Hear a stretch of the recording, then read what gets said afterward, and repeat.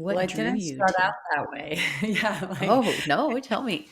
How did it well, start? it's interesting, and it was such a joy to have you there and your friends that you came with, because for people that get it, it's so rewarding, especially for people that it's their first time of seeing this, because it's a very magical place, and the land itself, but then the interaction and what we try to bring to it as far as Teo Alfaro, who's the founder, and what he's created as far as these like human empowerment programs, and we're actually expanding into a residential retreat, a second den where we're in the process of that, where we can, because we are at capacity, so that where we can bring in more and Mm. animals.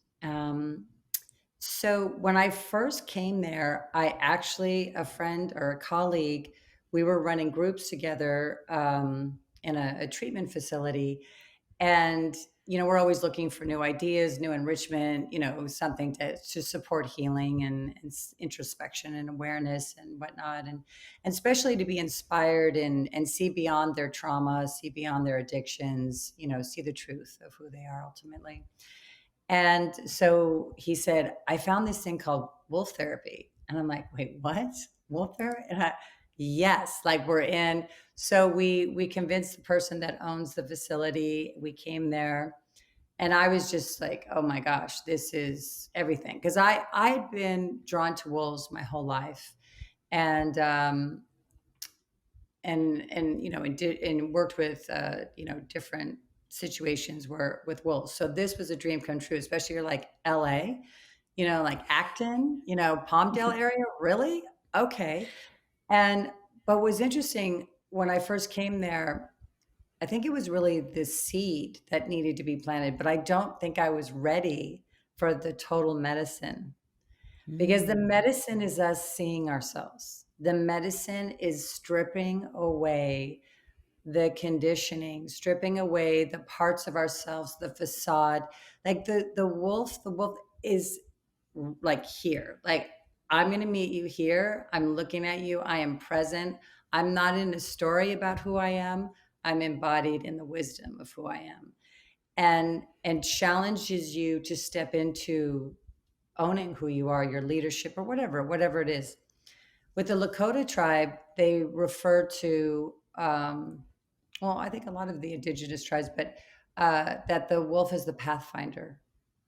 And I Mm. think it really is part of the mission, without Teo even knowing it, of people coming there and finding their path and the path, So when I first came there, we tried to bring the groups back. It, whatever reasons it didn't happen, but I kept trying. So 2 years later, I found another organization trying to make them to come back. Like, we got to do something here.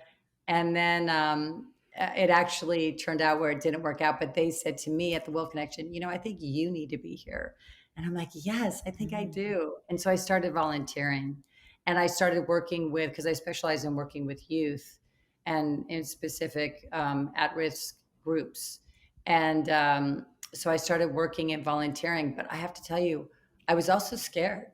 Like, I was scared of, you can't really hide. You know what I mean? You're like, Mm. these animals see you in a way that is so raw and beautiful.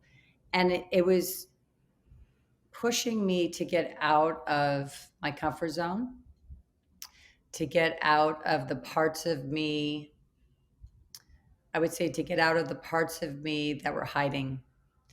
And Mm. so when I started to work, I've been with the Wolf Connection now for 5 years.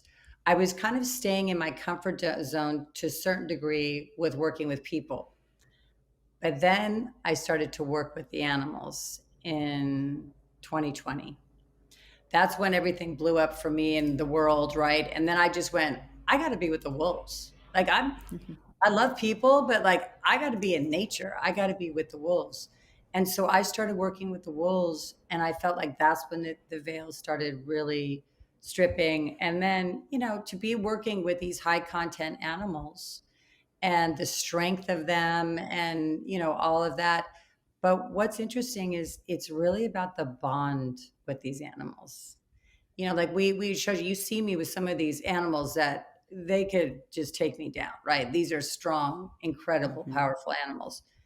But what we have is this bond, and this bond is ancient. It's in our DNA. Since time began, humans looked to the animals for medicine, for guidance. That's in our DNA. And actually, the wolf is the first animal that we associated with as humans thousands of years ago. Mm. So it's wired in us, right? This bond before the horse, and whatnot. But this is the thing, is like being able to have the medicine strip away who you're not. Sometimes it's like, ooh, that's kind of raw, that's kind of vulnerable. Wait, but it also gives you a mirror of who you are.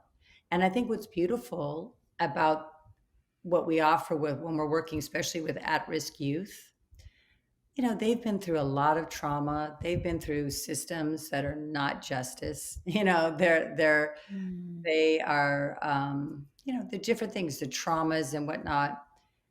So they don't want to hear from a white woman. You know what I mean? Like they don't want to hear from a woman my age or just whatever. It's like, how do you know? But what Mhm. happens is that they hear a wolf story like Mia's, and they see Mia or Coda or Daisy, and they see these animals and how they have overcome or healed or who they are. They're like, I can identify to that story. That gives me hope. That's a portal in. And I think that teens are actually still more connected to their wild. And the Mm. conditioning is to, like, no, we need to conform you into being a society member and, whatever. And it's not like we don't need to guide, but it's stripping away is the part that I think that we're losing our connection to our heart, we're losing our connection to our wild and to nature, the wisdom of nature. Mm. Absolutely.